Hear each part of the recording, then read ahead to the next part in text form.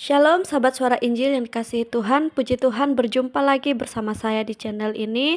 Bagaimana kabar teman-teman semua? Semoga kita semua selalu dalam keadaan sehat dan selalu dalam penyertaan Tuhan.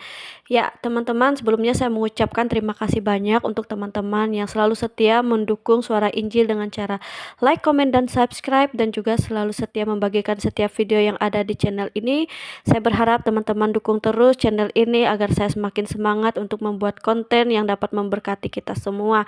Dan bagi teman-teman yang belum bergabung, silahkan bergabung dengan cara subscribe dan juga aktifkan notifikasi agar tidak ketinggalan video-video menarik lainnya. Ya baiklah teman-teman, langsung saja saya ingin mengajak kita untuk menyimak dan menyaksikan diskusi dari seorang apologet Kristen, yaitu Intan ya, seorang wanita yang sangat luar biasa. Kita akan mendengarkan setiap diskusi, penjelasan di dalamnya. Jadi langsung saja mari kita saksikan. Itu harus ada, dilahirkan baru, ya, dilahirkan kembali, dilahirkan baru secara spiritual. Nah, lahir baru secara spiritual itu langkah awal itu harus dibaptis di dalam nama Bapa dan Anak dan Roh Kudus. Itu. Baru nanti pelan-pelan Roh Kudus ini kalau kitanya rajin berhikmat atau mengajak berkomunikasi. Nah ini kadang-kadang orang itu tidak mengajak komunikasi dengan Roh Kudus. Jadi nggak intim ya hubungannya. Jadi nggak akrab, padahal jelas Roh Kudus udah ada di dalam hati kita. Harusnya kita itu ngajak bercakap-cakap atau intim ya teman-teman. Harus membangun hubungan pribadi gitu teman-teman. Dengan Roh Kudus yang ada di dalam diri kita. Jadi gini teman-teman. Sebenarnya Oten ini kan harusnya bersyukur dan berterima kasih ya. Karena harusnya tidak layak, dilayakan teman-teman. Sedangkan dulu saja ya teman-teman, di zaman perjanjian lama itu Roh Kudus, Roh Allah itu belum bisa berdiam diri di dalam diri manusia. Ya karena memang harus benar-benar kudus. Papa ini tidak kompromi ya, dengan dosa sebutir pasir pun nggak kompromi. Sehingga dulu kalau orang masuk ruang Maha Kudus itu di tabernakel itu, kalau dia yang ada dosa sedikit aja itu langsung meninggal dunia teman-teman. Ya langsung mati. Makanya dulu orang-orang perjanjian lama itu dituntut benar-benar kudus gitu. Sepenuhnya kudus agar supaya bisa nyambung. Ya bisa artinya bisa terhubung dengan Allah. Nah, zaman dulu kan perjanjian lama itu harus melalui rabi-rabinya ya, atau pemimpin jemaat itu seperti itu. Ya tidak sembarangan orang itu bisa masuk ke ruang Maha Kudus, itu tidak sembarangan teman-teman, benar-benar dijaga kekudusan itu. Karena memang zaman dulu itu Roh Kudus, Roh Allah itu belum bisa berdiam diri di dalam diri manusia. Karena tadi ya teman-teman harus benar-benar dihancurkan kuasa-kuasa kegelapan itu sehingga tabir Allah ini bisa terbuka di dalam diri manusia teman-teman. Nah tabir Allah ini tetap tertutup sebab tabir Allah ini terbuka kalau orang ini benar-benar kudus. Nah itu sulit, standarnya hukum Taurat ada 613 mitzvot ya. Mitzvot ta'ase, lo ta'ase ini, dan menggunakan bahasa paling sederhana ya teman-teman. Karena yang mendengarkan kan sebagian muslim. Nah kalau Oten-Oten sih ini udah paham ya Intan, karena Intan tujuannya untuk ke muslimnya. Jadi Intan menggunakan bahasa paling sederhana ini teman-teman. Nggak bertele-tele, nggak muter-muter ya. Ini bahasa paling sederhana. Jadi dulu itu ketika orang berdosa itu harus melakukan pengorbanan ya, pengorbanan hewan itu untuk penebusan dosa. Bahkan di Imamat 16 itu selalu diadakan Yom Kippur ya. Satu kambing dipersembahkan untuk Allah, satunya yang tidak dikorbankan itu dilepas sebagai simbol dosa-dosa manusia ya, yang kemudian untuk Azazel ya. Jadi Azazel ini kan simbol atau nama Raja Iblis, yaitu simbol dosa-dosa yang kemudian berasal darinya. Jadi makanya kan sejak mula iblis itu berbuat dosa gitu ya teman-teman. Jadi itu teman-teman, dosa itu menghalangi antara kita dengan Allah. Makanya melalui penebusan darah yang suci inilah semuanya itu hancur. Sehingga tabir Allah, tadinya ya teman-teman, tabir Allah yang tertutup itu terbuka. Nah, untuk bisa tabir Allah itu terbuka, manusia ini harus lahir baru. Ya, harus dilahirkan baru. Lahir baru secara spiritual. Rohaninya, bukan terus melahirkan ceprol gitu. Bukan. Jadi lahir baru itu secara spiritual. Nah, ini nih. Orang-orang RT 6 ini kan membaca Alkitab ayat-ayat itu sesuai dengan tulisannya. Pokoknya domba ya dikiranya seekor domba gitu loh teman-teman. Kambing, seekor kambing. Pokoknya semua kambing di situ dikiranya kambing beneran. Padahal ada istilah. Ada kambing beneran, ada istilah kambing. Ya, bagi orang-orang fasik nih, kambing ini kan simbol tadi Azazel 5:16. Simbol bangsa jin. Imamat 17 ayat 7. Simbol orang-orang fasik. Itu Matius 25 ayat 33 dan 41. Nah, tetapi memang ada kambing beneran untuk korban penebusan itu teman-teman. Ya, jadi tergantung konteks kalimatnya. Begitu juga ular, ini tergantung konteks kalimatnya, teman-teman. Begitu juga lain-lainnya. Jadi RT 6 ini terbiasa membaca teks itu ya seperti itu. Jadi perang naga ya dikiranya naga perang gitu loh. Nggak ngerti naga ini artinya kekuatan gitu. Ya makanya Intan sekalian ini biar RT 6 ini mendengar. Perang naga-naga itu julukan malaikat-malaikat pemberontak. Ya kenapa dijuluki naga? Karena mempunyai kekuatan yang besar. Begitu loh saudara muslim, bukan terus seekor naga beneran, bukan. Ya, itu kekuatan jahat, simbol kutuk, teman-teman, ya saudara muslim, simbol kegelapan. Ya, makanya di dalam perjanjian lama itu disebut Leviathan yang artinya melilit. Ya, melilit artinya. Dan itu simbol malaikat-malaikat yang jatuh. Dilemparkan saat itu bumi mungkin masih air semuanya ya teman-teman. Dan ini sesuai memang di dalam ilmu fisika pun bumi ini dulunya air semuanya teman-teman. Jadi itu dilempar teman-teman, makanya disebut Leviathan. Ya makhluk lautan teman-teman. Dan anehnya di peradaban Mesopotamia atau tanah Sinear, naga ini teman-teman yang disebut naga itu kok kayak nama malaikat yang menemui Nabi RT 6 loh Kak. Namanya kan Namu ya, Namus gitu kan, menurut Warokah ya kan. Nah ini kok namanya bisa sama gitu loh, Namu gitu loh. Ya artinya naga besar, Namu itu naga teman-teman. Nah di perjanjian lama itu disebut Leviathan yang artinya melilit teman-teman. Karena itu simbol ular atau naga besar. Kemudian diperkuat di perjanjian baru ya Wahyu 12 ayat 9 teman-teman. Itu adalah simbol Satan atau iblis. Nah dari mana sih ini si simbol naga besar ini, si Satan atau iblis ini? Teman-teman lihat Yeskiel 28 ayat 14 sampai 17. Dulunya adalah malaikat kerub yang paling dekat dengan tahta Allah. Salah satu, bukan semuanya ya. Ini salah satu malaikat kerub yang paling dekat dengan tahta Allah. Kemudian dia itu sombong karena kerupawannya, karena kecantikannya itu sombong teman-teman. Sehingga dia ingin menyamai itu. Ya, makanya dia dilemparkan. Ya, kemudian dilemparkan ke jurang yang dalam yang disebut jurang kegelapan, yaitu sebenarnya jurang maut tadi. Itu jadi nyambung semua. Yudas 1 ayat 6 ya, 2 Petrus 2 ayat 4. Nyambung semuanya teman-teman. Jadi gini cara nyambungkannya. Itu adalah malaikat kerub. Nanti teman-teman lihat di Yeskiel 28 ayat 14 sampai 17.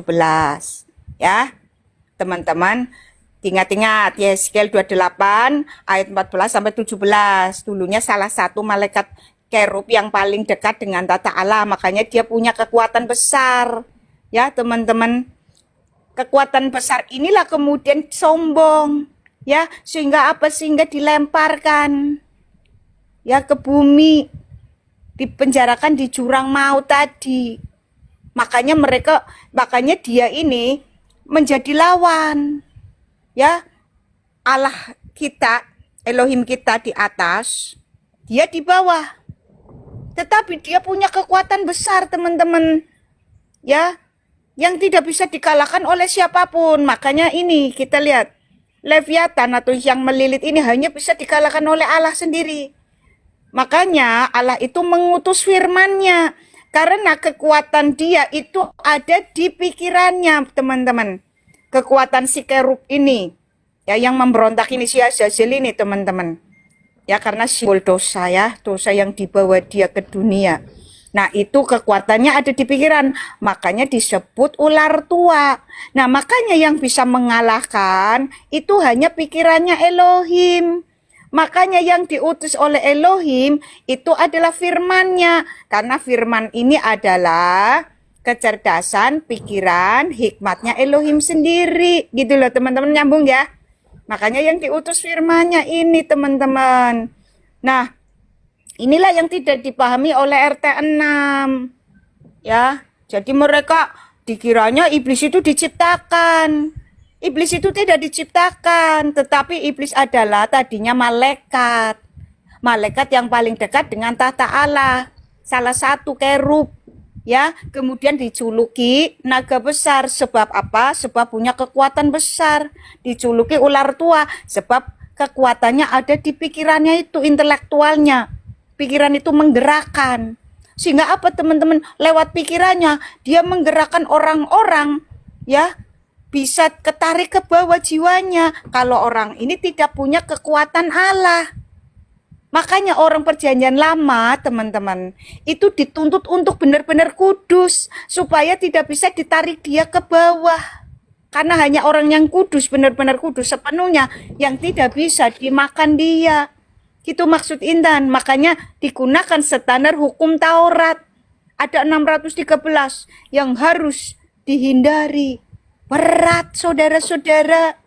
Ya, makanya bedanya antara Yesus Kristus disebut sebagai utusan dengan nabi-nabi sebagai utusan begini.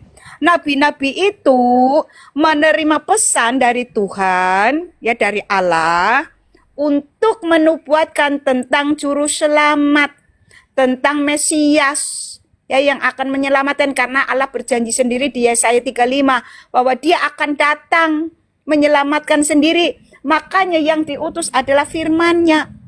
Firman-Nya inilah yang dimaksudkan diutus. Jadi perbedaan antara nabi-nabi Israel dengan Yesus Kristus adalah nabi-nabi itu menerima pesan untuk disampaikan kepada orang-orang, sedangkan Yesus Kristus ini pesan ini datang.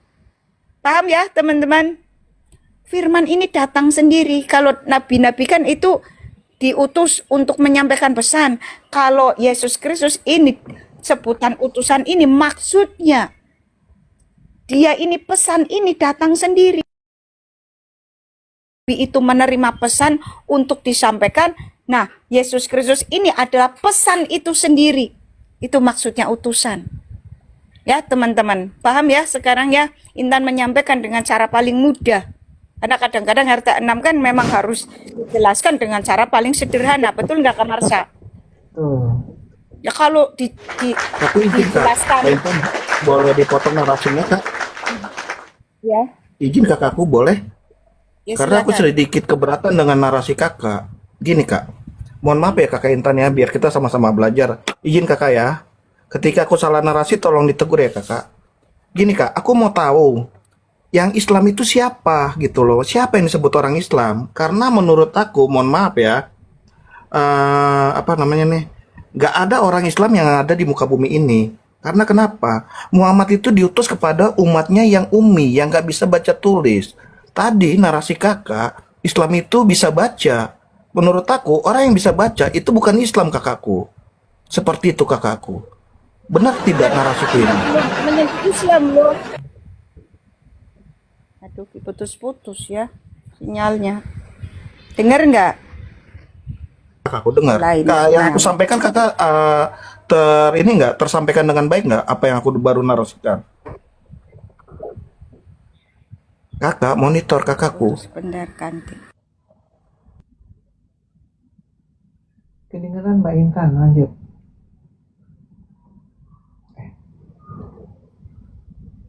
Yang Blegedes.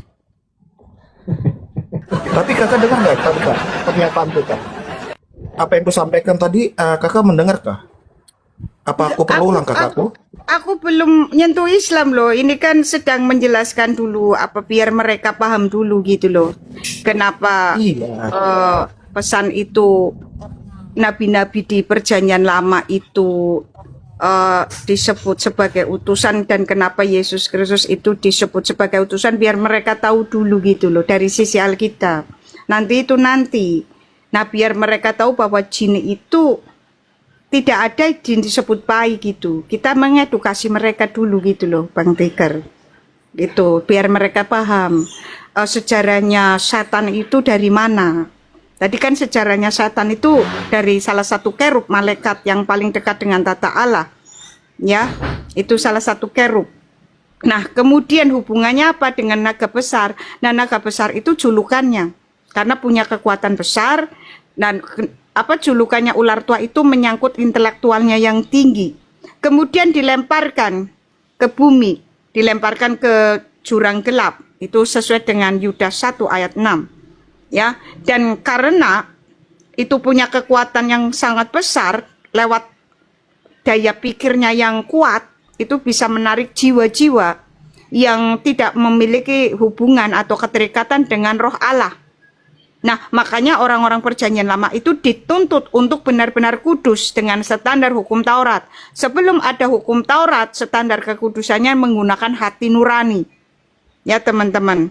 Makanya gagal itu.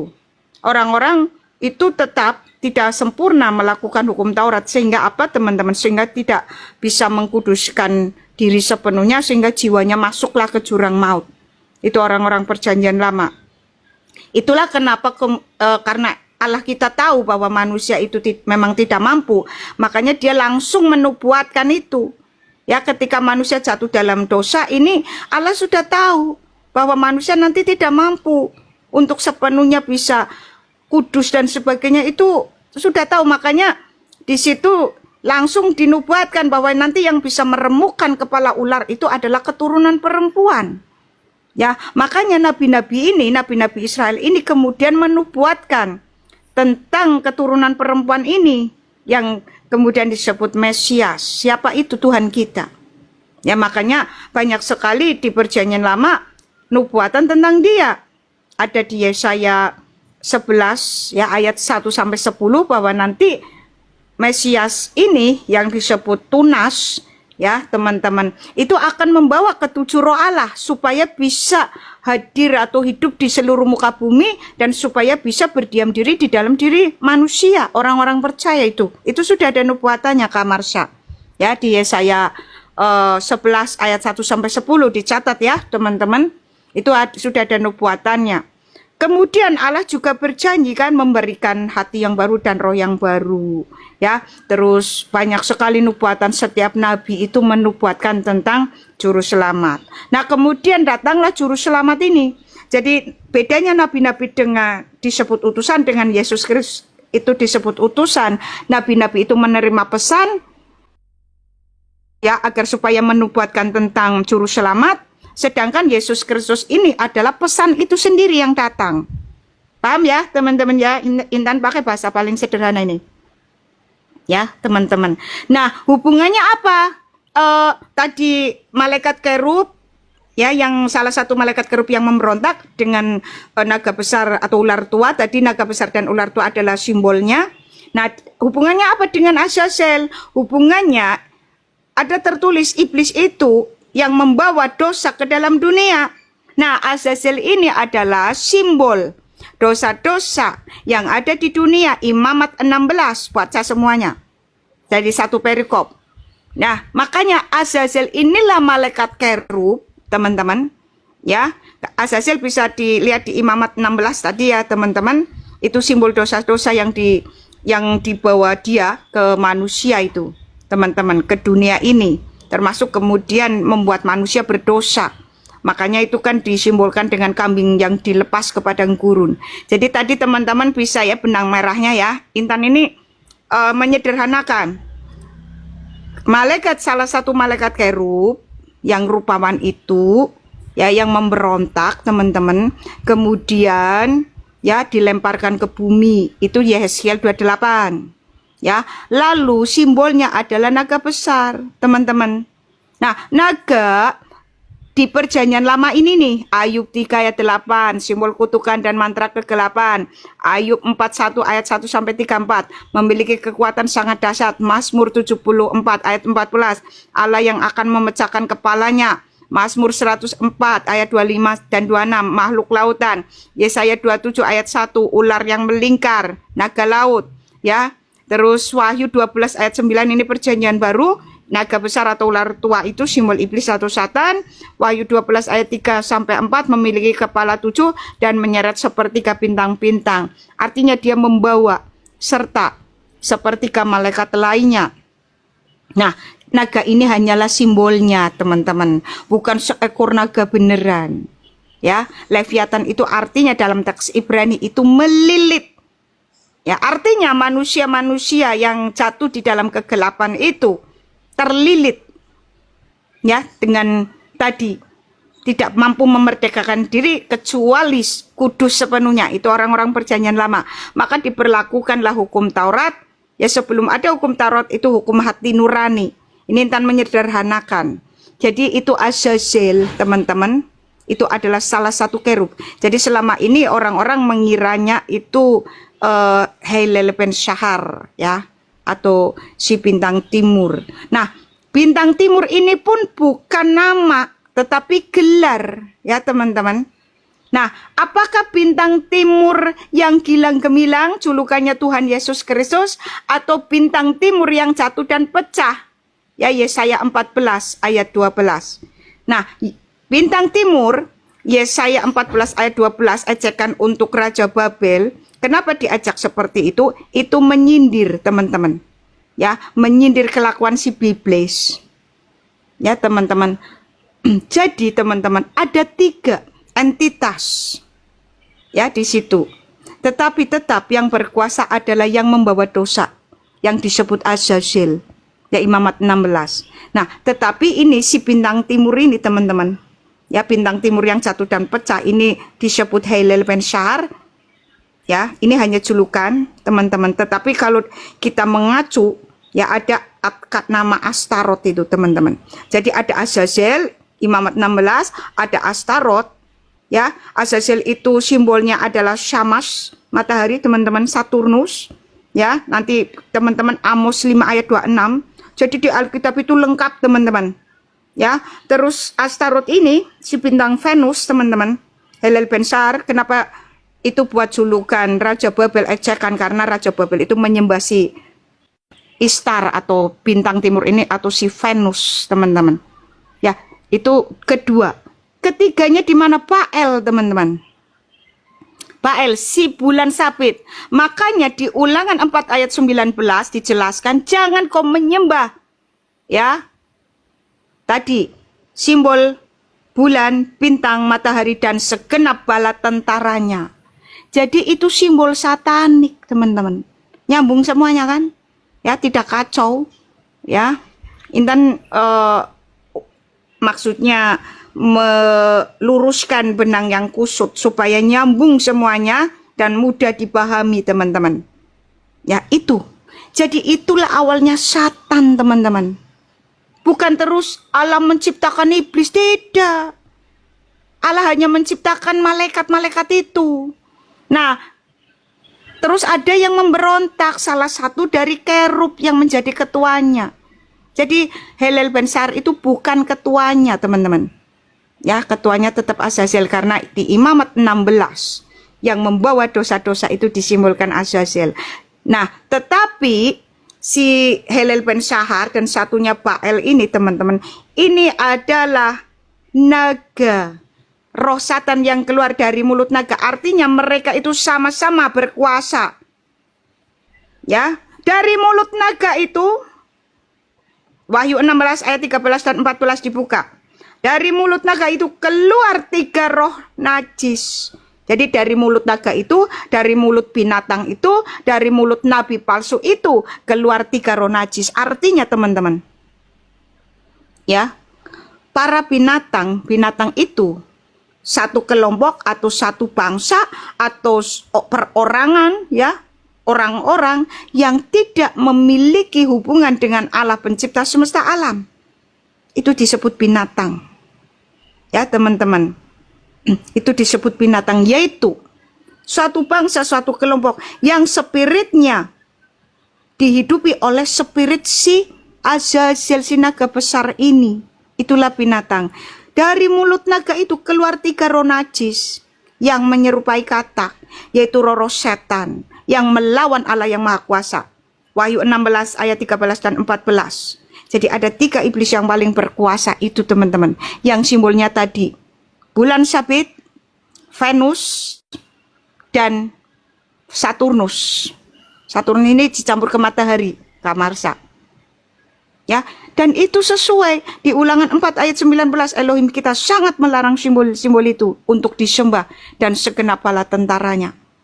Ya, teman-teman. Jadi kalau ada nabi yang berspirit yang mengajarkan menyembah Allah yang simbolnya itu bulan sabit ini, ya, terus bintang Ishtar ini dan Saturnus ini, berarti Allah palsu, Allah lainnya, yaitu sebenarnya iblis yang ingin berkuasa, teman-teman. Jadi hanya ada 2 Allah sebenarnya, teman-teman. Allah pencipta semesta alam, Allahnya Israel, versus Allah lainnya. Nah, Allah-Allah lainnya ini teman-teman, kan kelihatannya banyak nih berhala-berhala ini.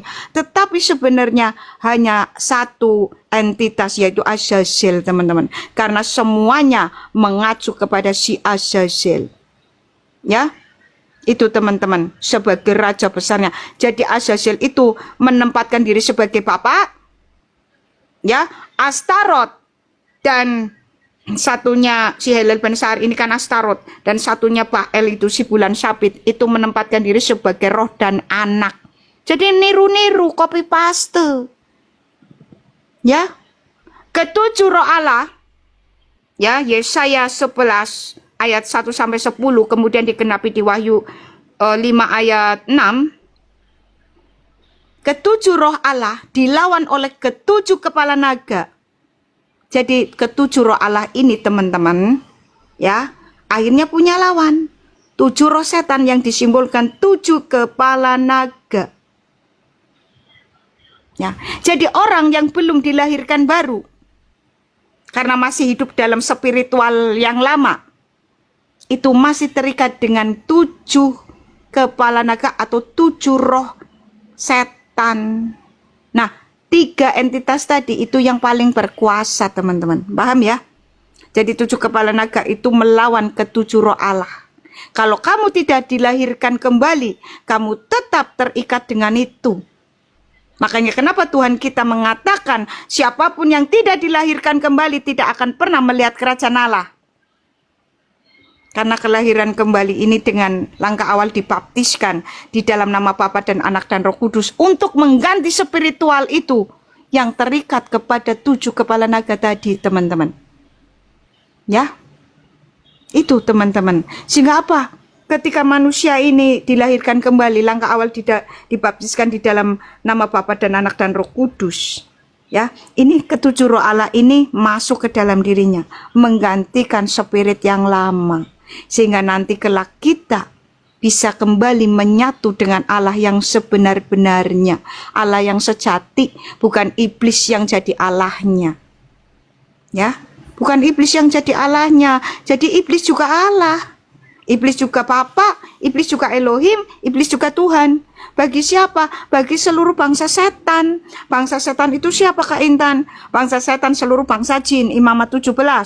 Dan seluruh malaikat maut, Wahyu 9 ayat 7 sampai 11. Jadi Alkitab itu lengkap teman-teman menjelaskan itu. Luar biasa. Apakah ada di kitab mereka keterangan begitu? Tidak ada. Bahkan iblis ada di surga dibujuk untuk sujud sama Adam. Ini kan sudah ngawur. Mosok iblis di surga, Kak. Nah, kalau iblis di surga gimana itu? Surga rusak lah. Ya, teman-teman. Jadi ada pertanyaan begini ya, di Perjanjian Lama kan iblis itu menemui Allah lagi ya, ketika minta izin apa itu untuk menggoda Ayub. Itu bukan di surga. Ya, teman-teman. Jadi pahami konteksnya.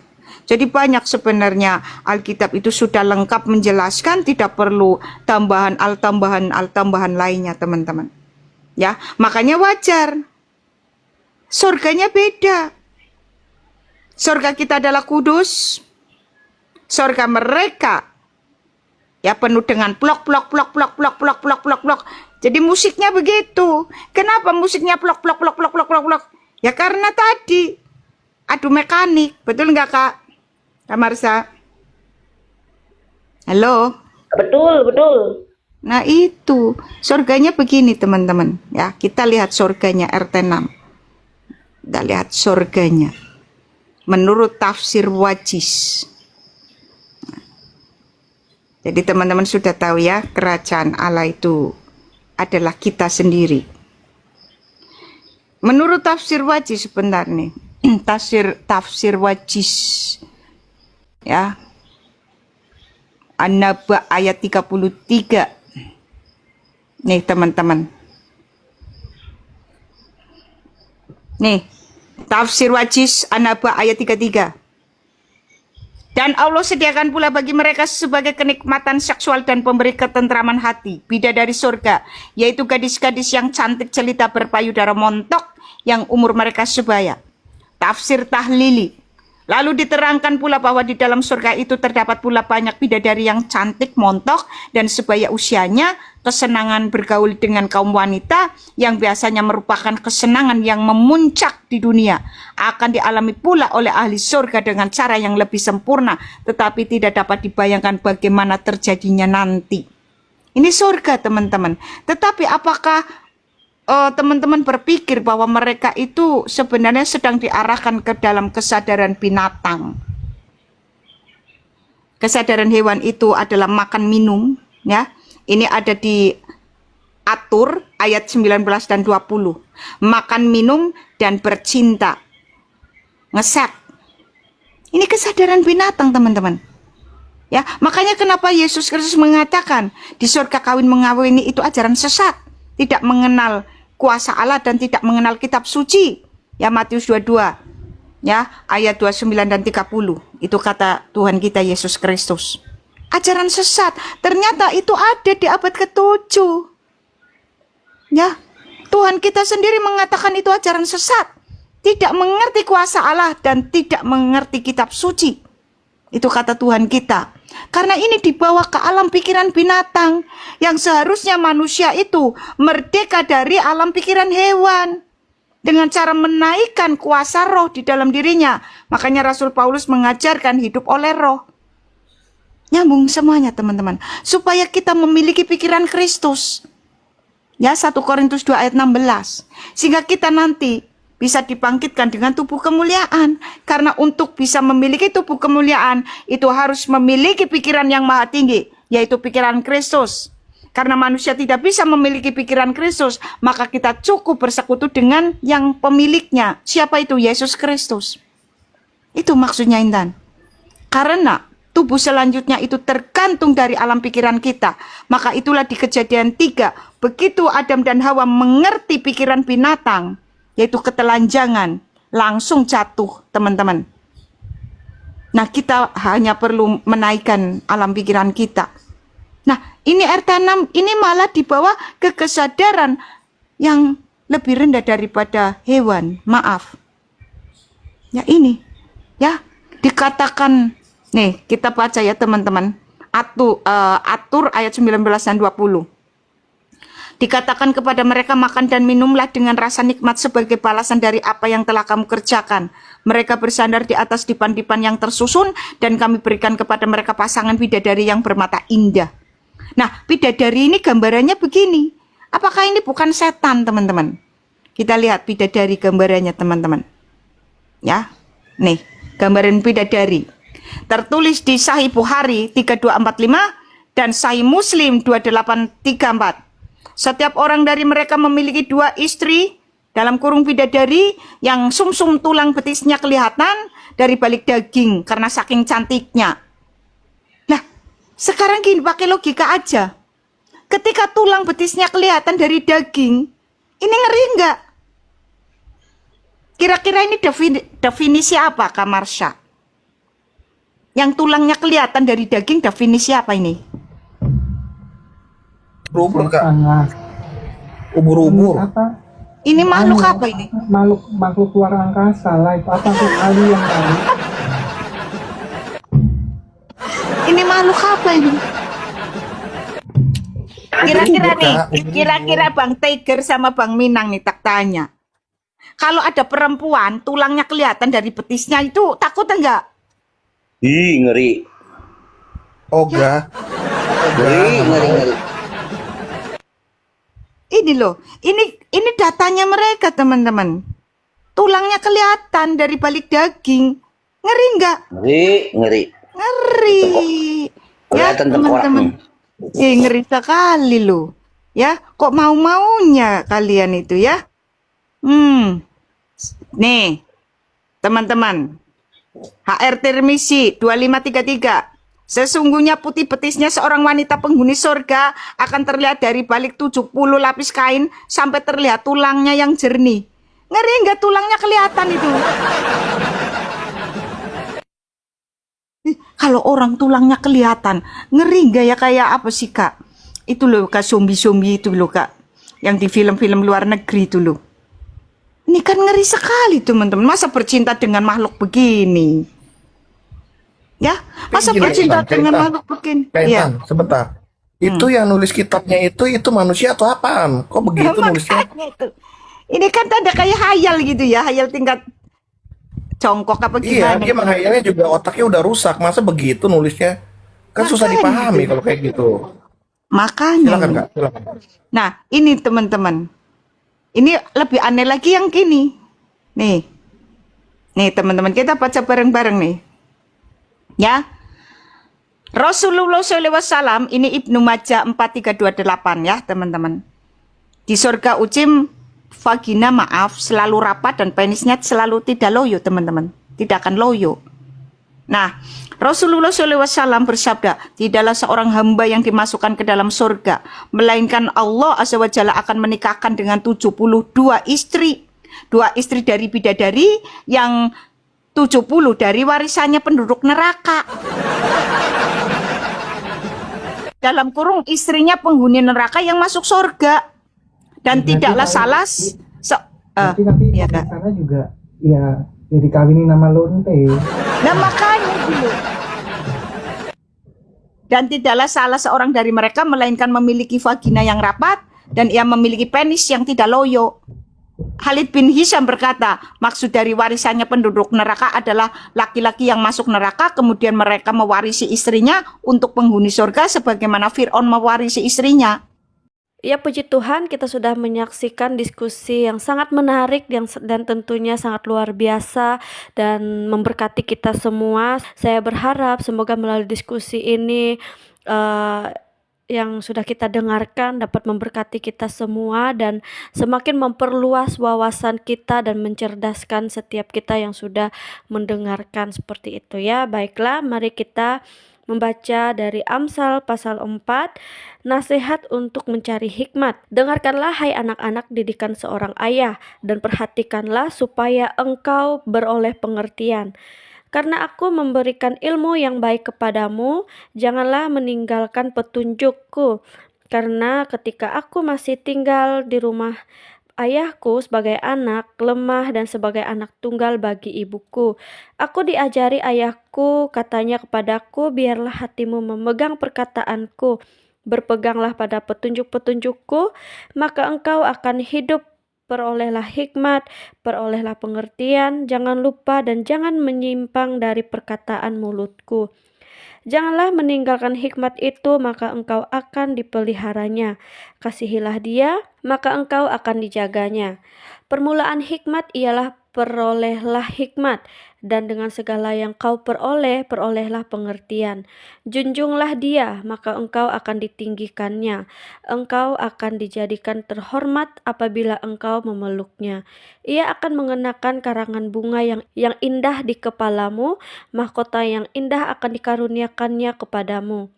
Hai anakku, dengarkanlah dan terimalah perkataanku, supaya tahun hidupmu menjadi banyak.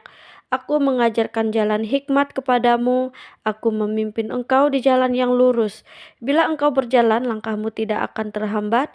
Bila engkau berlari, engkau tidak akan tersandung. Berpeganglah pada didikan, janganlah melepaskannya. Peliharalah dia, karena dialah hidupmu. Janganlah menempuh jalan orang fasik, dan janganlah mengikuti jalan orang jahat. Jauhilah jalan itu, janganlah melaluinya.